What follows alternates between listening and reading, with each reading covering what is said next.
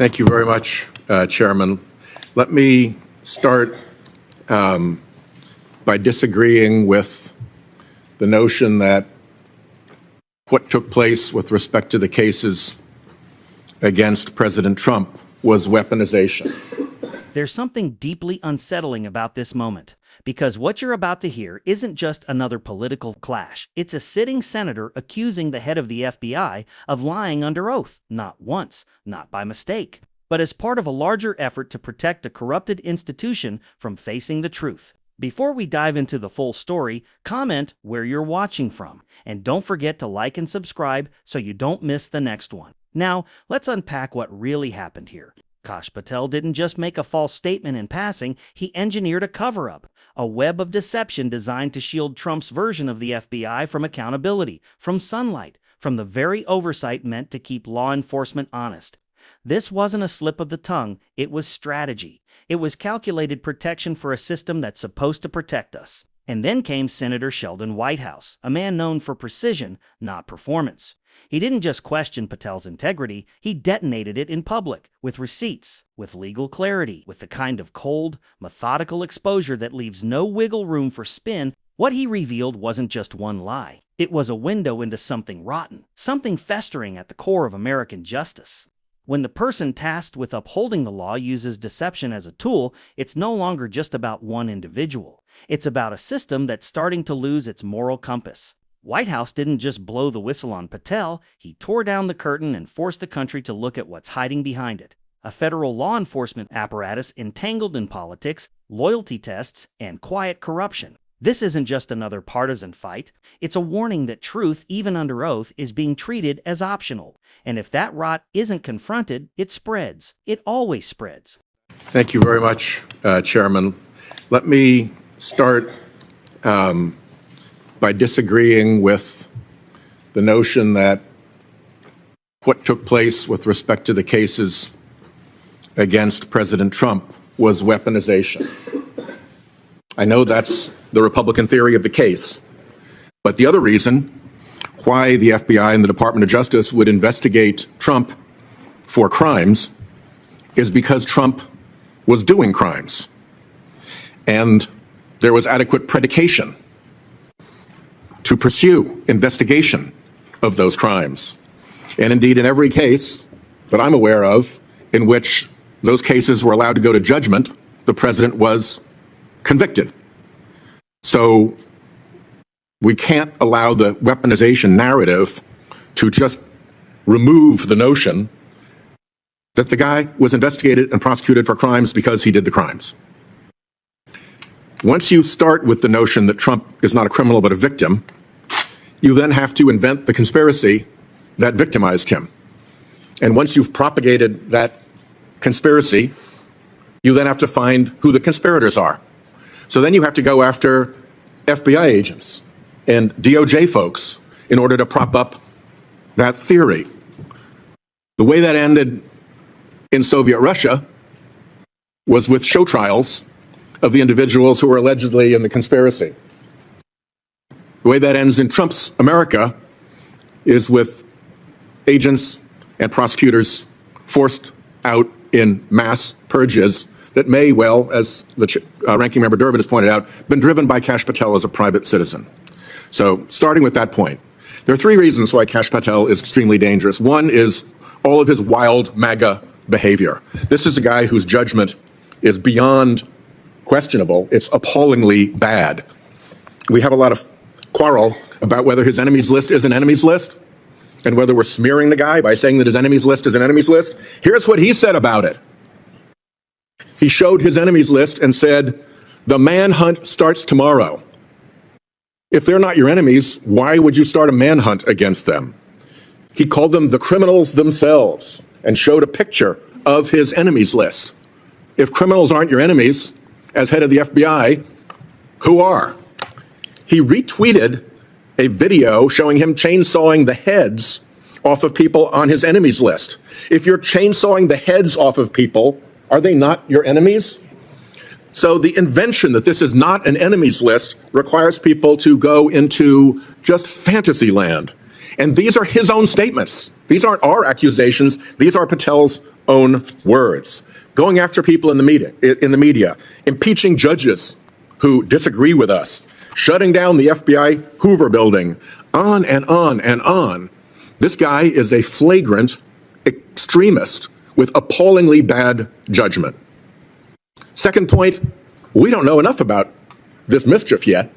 There are real open questions. We've never in this committee had a person come for a serious senior law enforcement position who had testified in a grand jury criminal matter, and we don't know what he testified about. He's entitled to tell us. That's basic grand jury Rule 6E law.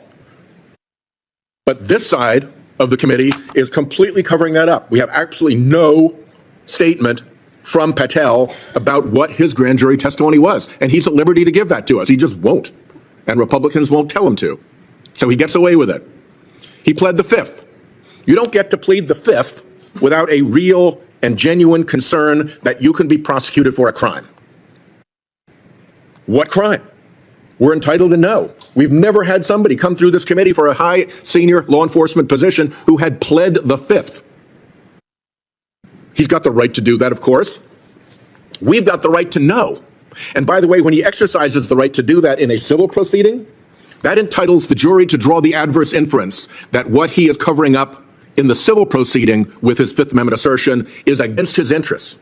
A judge will instruct a jury about that adverse interest. And we're not supposed to draw an adverse interest in this committee when we're not told about his Fifth Amendment assertion. There's all this weird stuff that's come up since about investments in Chinese companies in the Cayman Islands vesting while he will be FBI director. If the guy is supposed to be investigating Chinese intrusion into our intelligence faculties, if we're trying to investigate Chinese fentanyl trafficking into our country, why do we want an FBI director who is somewhere between $1 and $5 million into a Chinese company through a Cayman Islands shell? And then there are the Russia connections. I'll get to those at the end. We don't have to, where everybody's fond of saying these are Democratic smears. Actually, go to the Trump appointees who worked with this guy. What are they warning us? They're warning us, Trump National Security Advisor John Bolton. I didn't think he was qualified. I was forced to hire him. That's some recommendation from a colleague. His deputy, Charles Kupperman. Patel's ideas are ludicrous. He's absolutely unqualified for this job, untrustworthy, an absolute disgrace to even consider an individual of this nature. Definitely you want that on your resume by way of a recommendation from a former supervisor. Attorney General Barr said Patel has virtually no experience that would qualify him to be the deputy director of the FBI, and now he's back as the director of the FBI. And Trump's CIA director, Gina Haspel, threatened to resign rather than allow this guy into her office as her deputy. And if you go beyond the Trump appointees who are warning us about this guy, you can go to the last time he testified in court, which was in Colorado, and here's what the court found about him. That Patel was not a credible witness, that his testimony was illogical, and it was completely devoid of any evidence in the record. Okay, I've been an attorney general, and I've been a United States attorney, and I've put state police troopers on the stand, and I've put FBI agents on the stand. If at the end of a case, a judge made findings like this about a law enforcement witness that I put on the stand, there would be follow-up. I would want an explanation of why this witness was so incredible that findings like that were made by the judge. It would be a significant issue with respect to that witness's continued performance in office. And here's a guy who's been found to be completely incredible by a judge in his testimony, and we're acting as if that's nothing. That's not Democrats.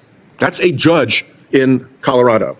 So the last thing I'll say is I think we need to begin to prepare ourselves for Trump-Russia 2.0. The Trump-Russia thing was, I'm not going to go back all over it, fully ventilated in the Senate Bipartisan Intelligence Report, in the Mueller report. Trump-Russia was a thing. We stopped talking about it, but Trump kept talking about it, saying it was a hoax. Trump-Russia hoax, Trump-Russia hoax. No, it was not a hoax. It was real. It was there. There's a record. Part of it was bipartisan work. Some of it was done in the House. There was an abundance of evidence about the Trump-Russia connection. And now what are we seeing? We're seeing Patel coming in, who says he wants to wreck the FBI's what he called intel shop, which is the part of the FBI that looks at Russia and does counterintelligence work against Russia. He said that he wants to close out the D.C. office and send everybody out into the field. Well, it's the D.C. office, not the field offices, that do the counterintelligence work. You want to shut it down? You're opening your arms to Russian intelligence operations. You go just across to the Attorney General's office, and there's Attorney General Bondi. What's the first thing she does when she gets in? Closes all the kleptocrature and kleptocracy investigation offices of the Department of Justice. Gee, who were they pursuing? Putin and his oligarchs. You shut down the group that has successfully grabbed assets off Putin's crooked oligarchs. What a signal that is. And then look at Tulsi Gabbard. I'm not going to go through the whole length of her Russia associations, but let's just say that a Russian news media editorial said that her appointment should cause the CIA and the FBI to tremble because she was a friend to Russia. Who defends us against Russian intelligence operations and Russia's criminal operations in the United States? It's the FBI, it's the Department of Justice, and it's our intelligence community. The people in charge of each one have sent powerful signals that they are shutting down our defenses when it comes to Russia. And we're about to head to the Munich Security Conference, where we are seeing Mr. Art of the Deal and his operatives giving away every piece of leverage that we have over Putin with respect to Ukraine. It is unilateral disarmament to throw Ukraine under the bus and give Putin what he wants. So mark my words. This Patel guy will come back to haunt you. Every piece of evidence shows that, and it is not Democrat evidence. It's his own words, it's his own colleagues, and it's judges evaluating his credibility. And Trump Russia is going to come roaring back, if it's not already back. We should be on our guard about this nominee, and we should be on our guard about Trump Russia. Thank you, Chairman. When Senator Sheldon Whitehouse speaks, it's never just about one exchange. It's about exposing the system underneath it. And what happened in that hearing wasn't political theater. It was a calm, surgical takedown of the lies holding power together. Whitehouse didn't come armed with opinions, he came with facts. He accused FBI Director Kash Patel of doing the unthinkable, lying under oath to the United States Senate. That's not a political jab. That's a felony. Patel tried to hide behind legal language, claiming he couldn't discuss his grand jury testimony because of a court order. It sounded official until the judge he cited made it clear no such order existed. By law, a witness can always share their own testimony. Patel knew that. He said it anyway. Then, months later, he shifted the story again, claiming the transcript was already released. That, too, was false. No transcript, no record. Just another layer in a growing web of deception. And for a senator like Whitehouse, a man who has spent years tracking corruption, dark money, and manipulation inside America's institutions, this wasn't some clerical mistake. It was proof of a deeper sickness. Because if the head of the FBI can lie twice without consequence, what does that say about the health of American democracy? The director of the FBI is supposed to be the firewall between politics and justice, but Patel's record shows he's dismantled that firewall brick by brick. His loyalty hasn't been to the law, but to power. From rewriting the Nunes memo to undermining intelligence officials, Patel's career has been one long campaign against the truth. And that's the heart of Whitehouse's warning that if truth no longer carries weight, democracy itself starts to rot from within. Oversight becomes performance, and hearings turn into theater.